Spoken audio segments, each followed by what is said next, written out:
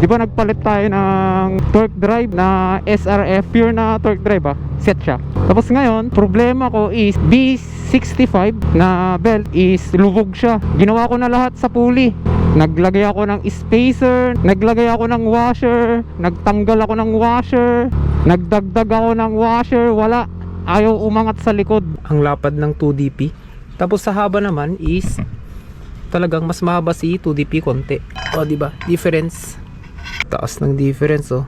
Ito yung 2DP, tapos ito yung B65. Yan yung difference.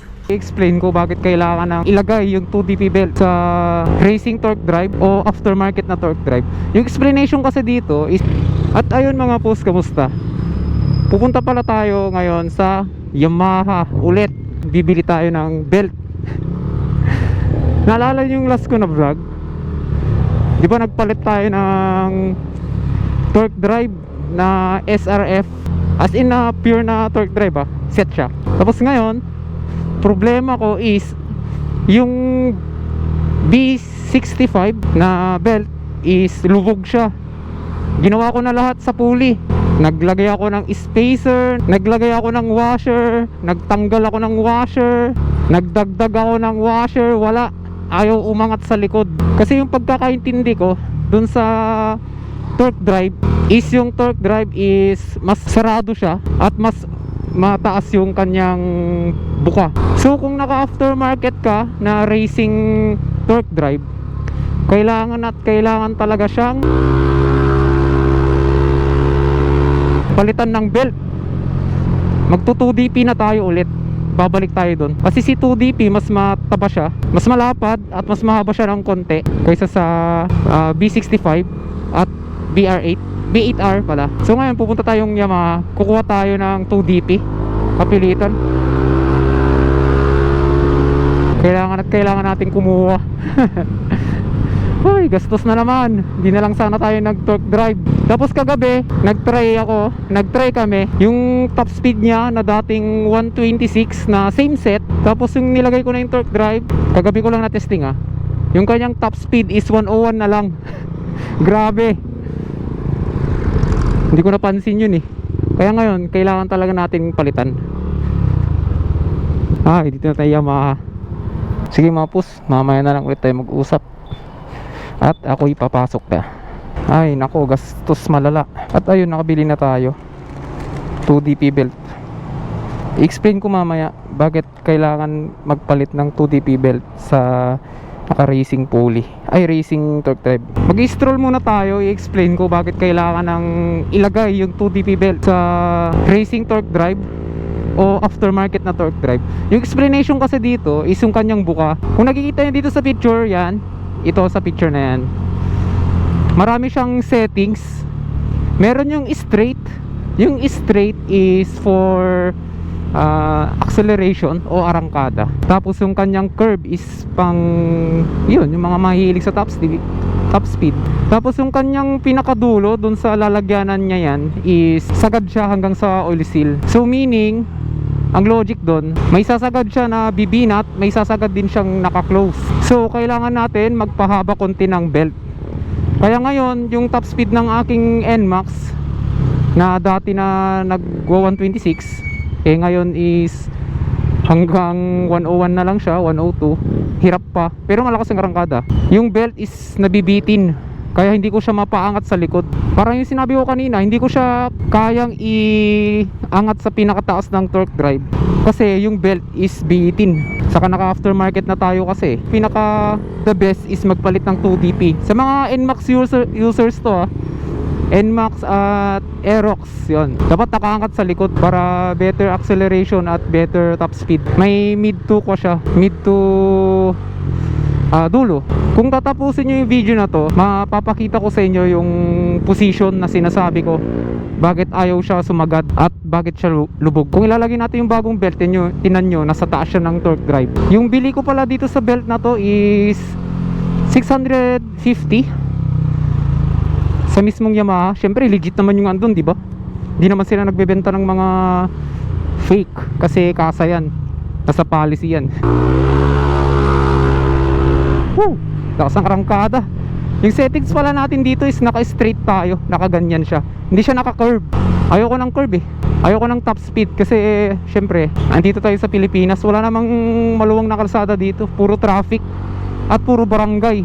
Hindi mo alam, may biglang tatawid, biglang magpepreno, di ba? Tapos aso, hindi maiwasan. Saka kung makukuha mo yung tune mo dun sa straight, makukuha mo rin yung top speed mo. Promise yan, proven and tested. Kasi yung bola natin is 7.8, kaya ganito yung RPM nya. Pero may top speed to dati, yung gamit ko yung stock torque drive. Parang nagsisi pa nga ako nagpalit ng torque drive eh. Ay. Kasi kailangan mo talaga ulit i-tune kung anong gusto ng torque drive. Parang kanina yung sabi ko sa inyo, kagabi nag-test run ako. Yung dating torque drive ko na stock, same settings, tumatakbo ng 124, 126. Ngayon, na nagpalit tayo ng torque drive, hanggang 101 na lang at 102 top speed nya. Kasi lubog yung belt.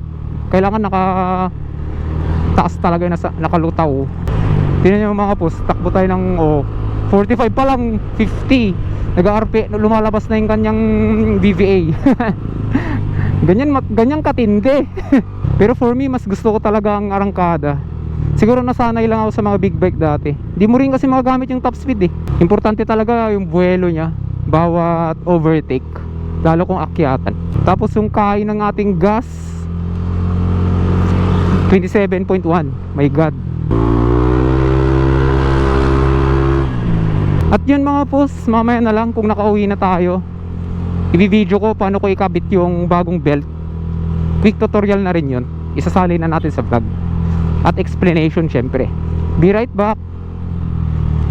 At ngayon, bago natin ilalagay itong ating bagong belt na 2DP sa NMAX V2, yan, binili ko ito sa kasa. Kita nyo naman kanina, 650 lang siya. Tapos ipapakita ko sa inyo yung sinasabi ko na kailangan mahaba yung belt nyo kung naka aftermarket kayo na pulley at torque drive.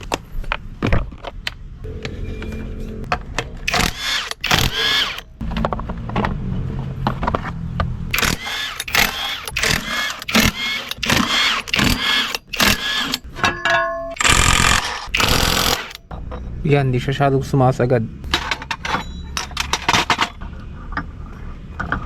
Ito yung ating torque drive SRF na aftermarket. Konti lang yung difference sa gitna, di ba? Medyo close siya. Tapos ito naman yung stock. Ito yung stock natin, oh. Malaki yung kanyang sa gitna. Oh, di ba? Difference. Stock to, ito naman yung aftermarket. Tapos ito yung ating belt na nakalagay, B65. Tapos ito yung ating aftermarket. Kung nakasampa siya sa belt, ganyan lang yung kanyang allowance. Yan, hindi siya nakataas. Tapos ilalagay na natin yung 2DP na ito. Yan, 2DP.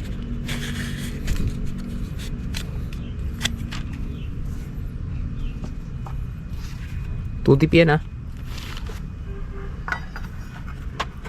Oh, yan ang difference. Nakataas siya.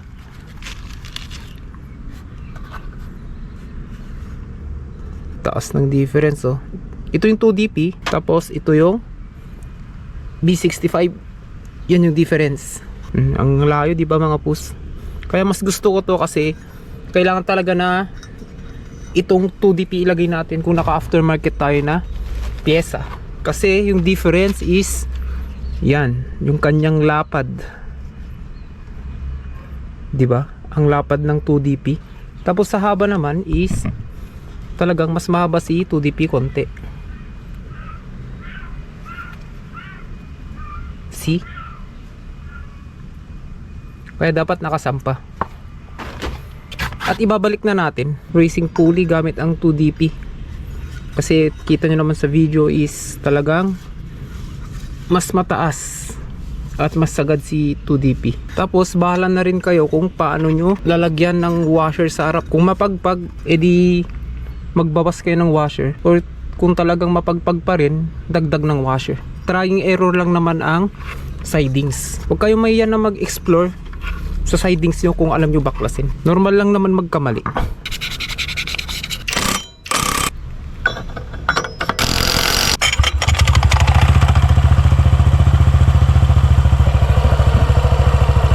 Parang yan mga pus, nakasampa na siya sa taas. Dapat ganyan, nakasagad siya sa taas, dito sa likod. Ganun lang mga pus. Salamat sa panonood, sana may natutunan kayo. I-review ko na lang to sa balang araw siguro, hindi bukas kasi medyo busy pa tayo. Ganda ng lapat to. Ewan ko, kita sa action cam natin, lapat sa likod. Yun lang mga pus, salamat sa panonood at peace out.